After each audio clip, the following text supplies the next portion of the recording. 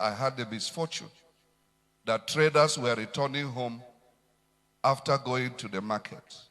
Body, reducing this to farmers' herders clash. It pains my heart because I know that the blood that were... How do you kill a 3-year-old child?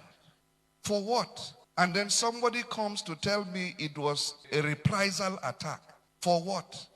I would beg the Senate of the Republic to help us. To help us. Please help us.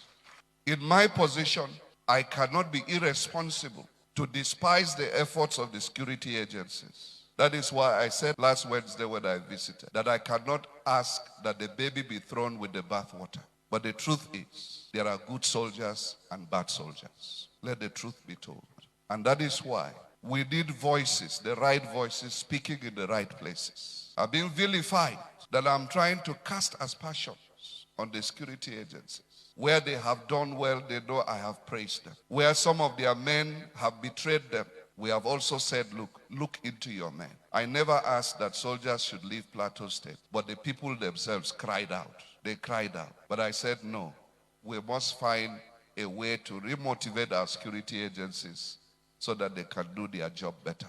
I want to thank you sincerely for coming to commiserate with us as a people. Professor Janet was an illustrious daughter of Plateau State, a professor in her own right, the daughter of a professor who had demonstrated her own intellectual capacity. And just when we thought she will begin to earn her place of leadership in the state, it pleased God to take her away. But we are comforted in the fact that she knew she was going and she knew where she was going. That for us is of great comfort. And we pray that the Lord God Almighty will continue to remind us that we are mere mortals and that one day it shall be our turn. When it's our turn, may we be ready to face our Creator. As you return, may the good Lord that brought you safely